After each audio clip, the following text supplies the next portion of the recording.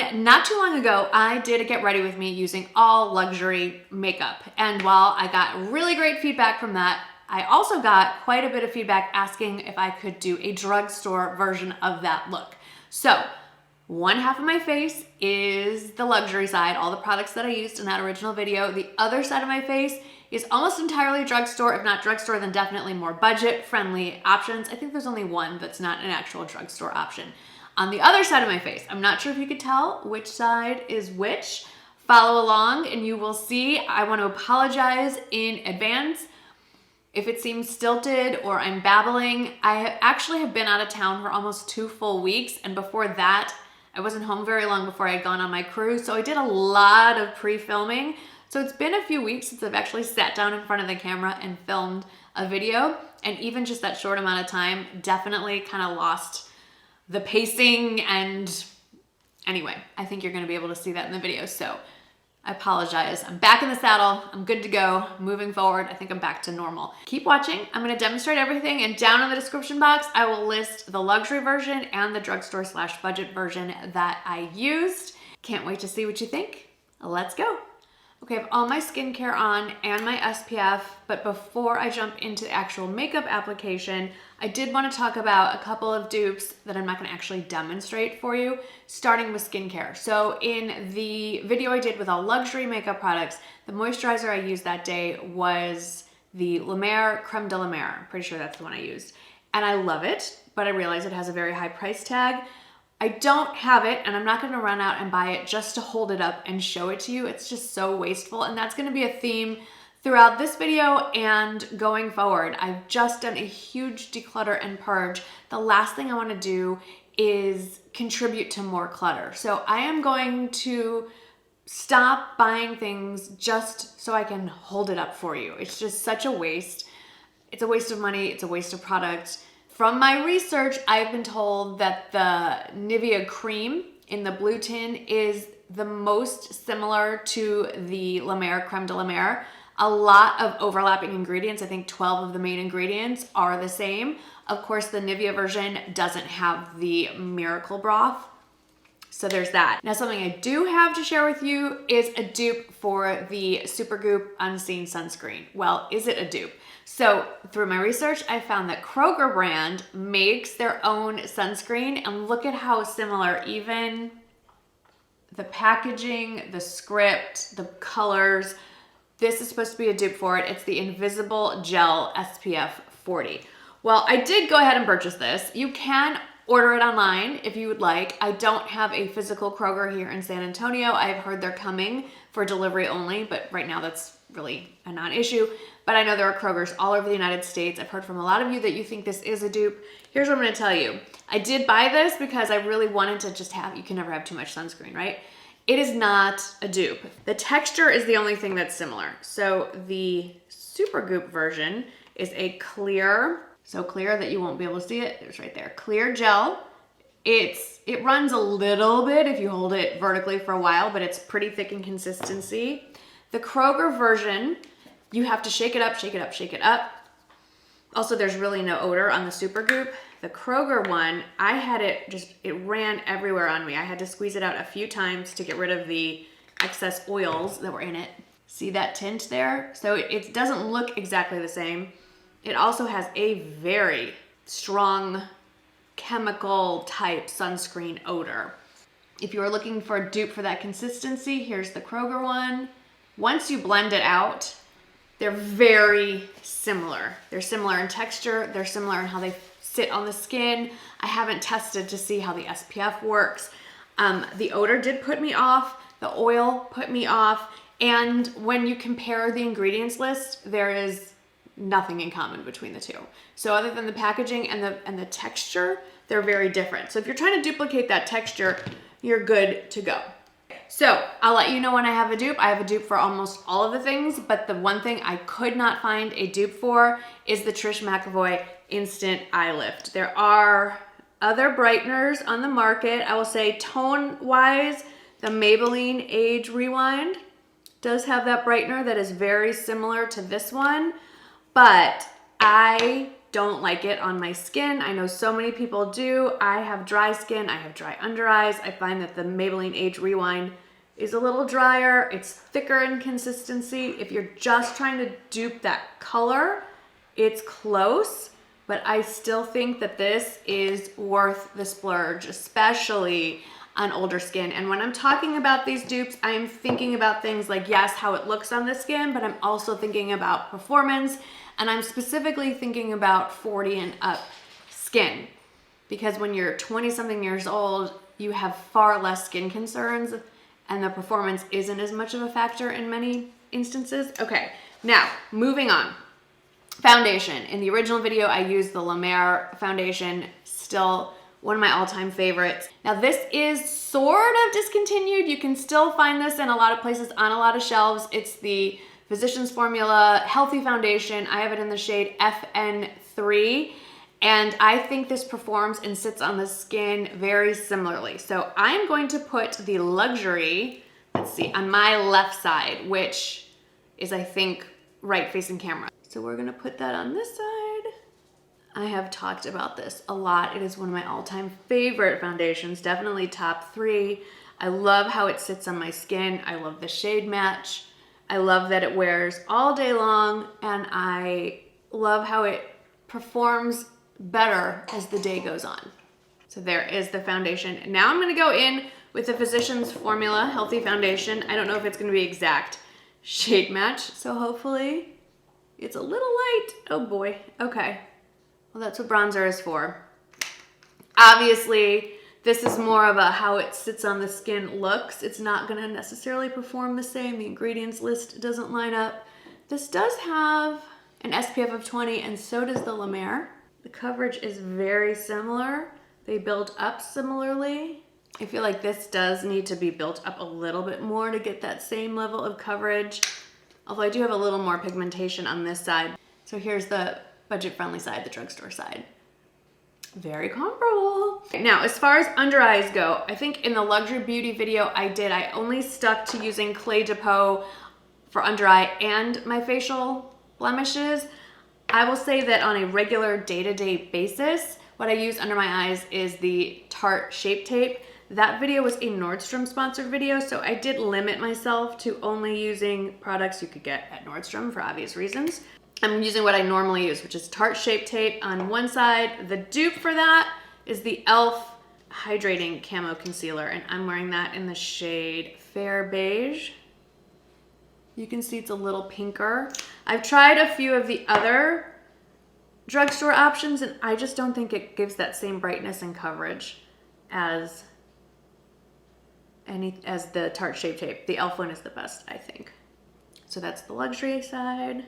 So far, I think we're looking good. I am just gonna set my under eye for now. So on the Luxury side, I've been raving about the By Terry Hyaluronic Loose Setting Powder for a while. Funnily enough, I know I'm using a very expensive setting powder, but my favorite brush to set it is the Real Techniques brush. So I'm just gonna set this side with that. I've been told there is a pressed powder version of this. I haven't picked it up yet, but I probably will. But in the meantime, what I have been enjoying using for travel, just because it's easier than taking loose powder around, is a dupe for it. And it's from No. 7, and it's their Lift and Illuminate Triple Action Finishing Powder. I have it in the shade Light. And I actually picked this up to take on my cruise, and I've just been using it pretty much every day since. I don't know if you can tell a difference from that far away, but there you go. I'm not gonna set the rest of my face because I do wanna do some more concealer and contour. I don't have any real obvious blemishes right now, but I do have a tiny bit of redness that I could pretend that needs to be covered. Normally, I'd be fine with the way it looked, but I'm gonna use the Clé de Peau concealer right there. And then on the budget-friendly side, I'm going to use the Bare Minerals Bare Pro. Now, I tried to find an actual drugstore dupe, but seeing how this is, off the top of my head, I can't remember, but close to $80, any less expensive option is gonna be significantly less. So the Bare Minerals one, I believe, is in the 20s. That's still, I know, more expensive than drugstore, but compared to the original, it's a huge drop in price. And I will just stick it there. I will say that one of the things I really like about the Clé de Peau version is it does have an SPF of, I think it's 20 something. Sorry, they changed it. I think it's SPF 23 or 27. The print is very tiny. The Bare Minerals does not have SPF, which is good or bad depending on, you know, what you're using it for. But personally, I like having a concealer that has SPF when I'm using it to conceal blemishes, because the sun is just going to exacerbate any kind of scarring or redness left behind, and so it's nice to have that extra level of SPF on top. But the Clé de Peau, which you can't really tell unless I tell you, it's not as creamy as the Bare Minerals, but it feels like it dries almost to a powdery finish, where this is a lot more emollient, the Bare Minerals. So while the newer version of the Clé de Peau is more emollient than the old version, I think if I were using it for just under my eyes, which is what a lot of people use concealer for, I'd actually prefer the Bare Minerals. It has a far larger shade range. It is creamier. It's not going to be as drying under the eyes. But for my purposes, what I use the Clé de Peau for most is for blemishes on my face and not under the eyes. So I personally prefer the Clé de Peau. But I know budget is, especially with that one, a huge consideration. Okay, now on to contour. This is my newest find. I love this. I'm using this up at a rapid rate. So this is the Westman Atelier contour stick, and I have it, I can't read any of this. I think it's biscuit. So I use this to do my nose, cheekbones, forehead, like so. This feels so weird. And then for the budget-friendly drugstore side, I have this NYX Wonder Stick. I have it in the lightest shade, light medium. It does have the contour stick on one end, and then it has more of a highlighting stick on the other. I haven't even bothered to use that. I did try the Physicians Formula version, and it was very oily, and the color was not good. I really do like this. It's not as wide as the Westman Atelier, so I feel like you can get a little more detail work in. Color-wise, this is the NYX, and this is the Westman Atelier. They're very similar. I'm now blending out the NYX side, and it's not as creamy as the Westman Atelier side, so it does take a little more effort to blend it out, but that is to be expected. Budget-friendly, luxury. So far, so good, huh? Now to set the rest of the face. I personally like setting my face with powder foundation, and the one I've been reaching for over everything else is the Makeup Forever Velvet Matte Blurring Powder. So that is what I'm gonna put on the luxury side. And then on the budget-friendly side, I recently discovered the e.l.f. Camo Powder Foundation. It is outstanding. I will say, I did just buy the Laura Geller Powder Foundation. Wow, it is stunning, but not as budget-friendly as this e.l.f. So this is what I'm gonna use today. I'll demonstrate the e.l.f.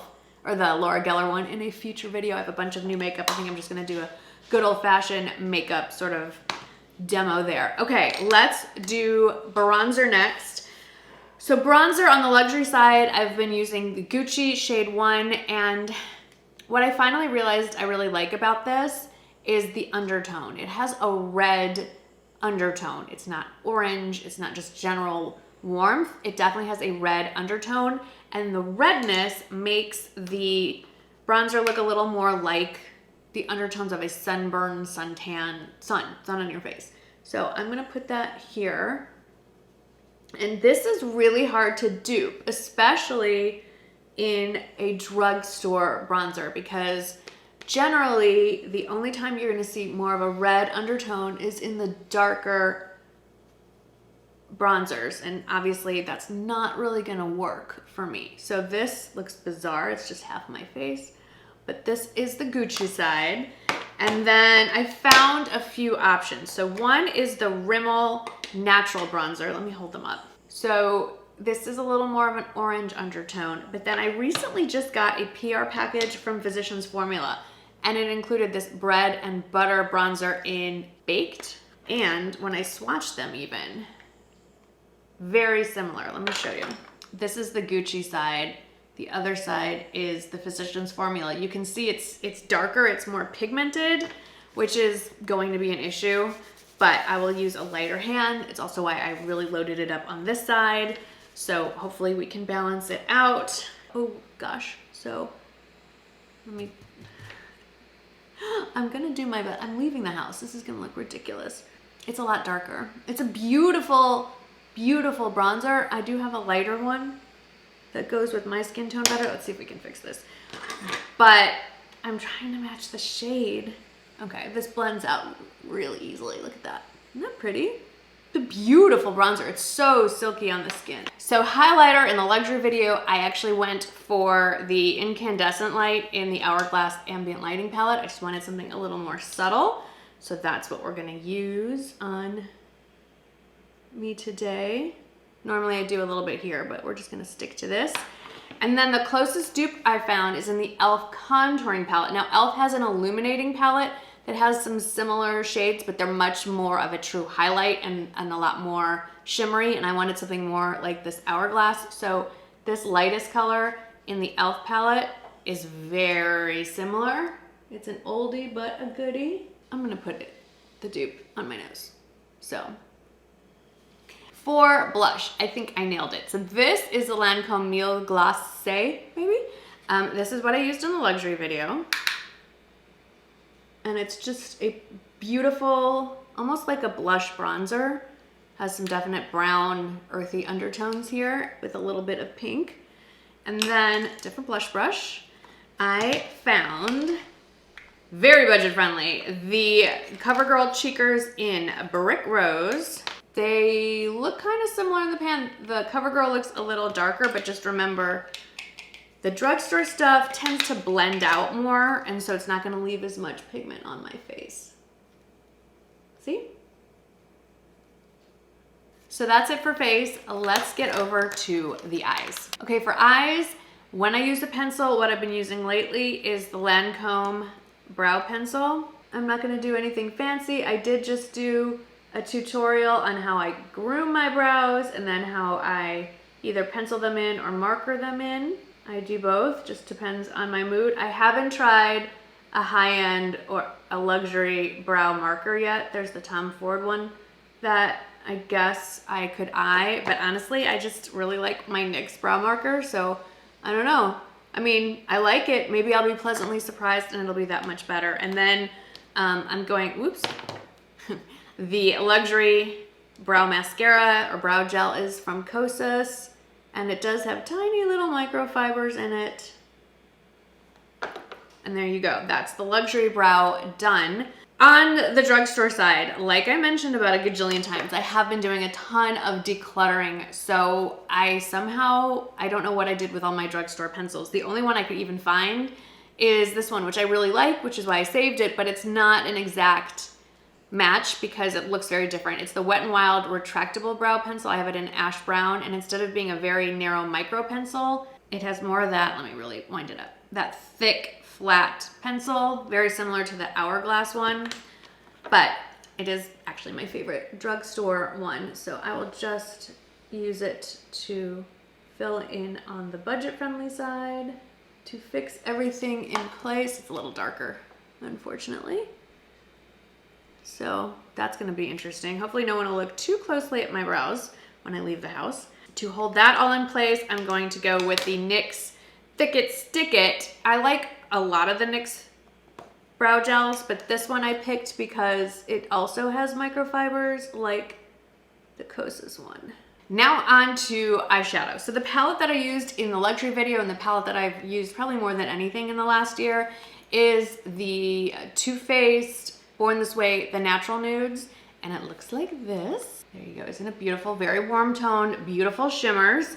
And the closest that I could find, I did order a palette from Makeup Revolution that's actually discontinued, but I found it on Amazon because that was claimed, that people were claiming that was a dupe. Not even close. It's beautiful though, so I'm glad I have it. But the one that I actually already owned, and it has definite overlap, is from Maybelline, and it's the Nudes of New York. And there are a few, not a ton, but there are some overlap, especially with those deeper colors you can see. So I'm gonna do my best to approximate. So in the crease, I'm actually gonna use Warm Rose, which is something I usually don't use, but there's a very close dupe for it on the other side. I normally prefer more of a, I keep wanting to go to this side, more of a mid-tone, lighter brown in the crease, but since they don't have an exact match in the budget-friendly one, I'm gonna try to do it match for match. And then on the other side, different brush, I'm going to use Protector, which is very similar. Don't let this mirror fool you. I'm using the Maybelline version on the budget-friendly side. It's a little pinker, so I may have to layer a brown on top of this just to get it to line up exactly. You know, once it's on the eye, unless someone's really looking at you critically. Okay, on this side, I'm gonna go with Rose Gold in the Too Faced palette. Just stick it on my finger. And pop that on. And I'm gonna go with Dreamer on this side, which looks like it wouldn't match up at all until you swatch it. It's pretty close. They're not exact. I mean, they're very similar in tone, but there's some definite differences here. If you are trying to recreate a similar look, you can do it. If you're gonna do a side-by-side like this, I think you're gonna see some differences. Hopefully when I leave the house, nobody's gonna be like, do you know that your makeup looks totally different from one eye to the next? To deepen out the outer corner just a little bit, I'm gonna go with the darkest shade in the Too Faced palette. It's called Truffle. I normally probably wouldn't reach for this, but I'm trying to match these up a little bit better. So we're gonna deepen this. I'm gonna look a little crazy today. I can blend that. I'm gonna blend that in a second. And then I'm gonna go with Self Starter in the Maybelline palette. And then just to blend things out, I'm gonna go with the lightest shade, the lightest matte shade, Swan. In the Too Faced side, just kind of blend it all together. And then I'm gonna go with Artist. It's a little more of a yellow undertone, but once you blend it out, I think we'll be fine. On this side. And then under the eye, I'm gonna go with Creator. This is crazy. I look like a crazy person. And then I'm gonna go with Seashell under the Luxury.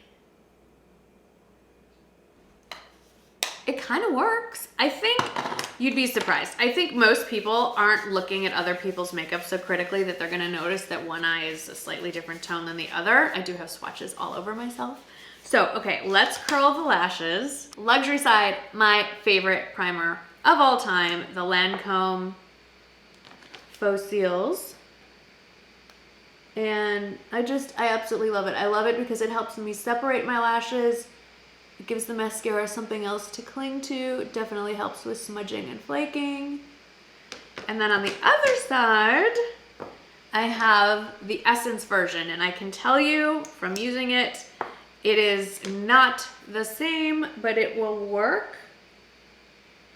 It just doesn't give me the same, quite the same effect, especially with smudging or flaking. I have tested it using the same mascara on both eyes, and the eye with the Lancome worked out a little bit better, but this is obviously far less expensive. So on the luxury side, I'm gonna use the Lancome Lash Idole, upper and lower, and I do really, really like this mascara. And then on the drugstore, more budget-friendly side, I have the Maybelline Lash Sensational, and I have to say, I really like this as well.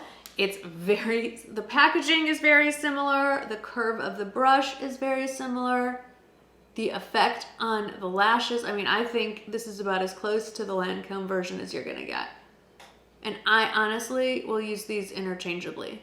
Now, it's not entirely fair to compare them the way they're going on because the Maybelline one is newer, and I'm just about ready to throw out the Lancome version. I find that it's, of all the things from the luxury side of the beauty world that are easiest to dupe, mascara is for sure the easiest. In the luxury video, I lined my lips with the Laura Mercier lip liner in Macaron. I don't have a dupe for it. I'm not gonna start buying dupes of lip liners. I don't even use the lip liners I have enough to justify buying a new one just for this video. So let me blot.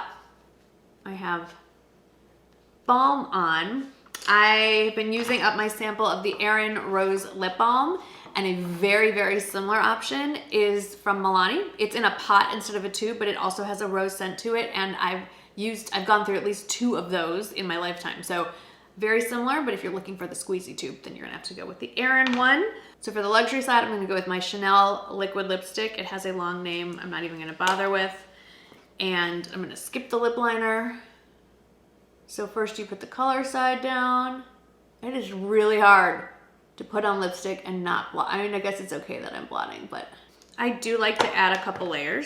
So I'm allowing that to dry down before I add the gloss on top.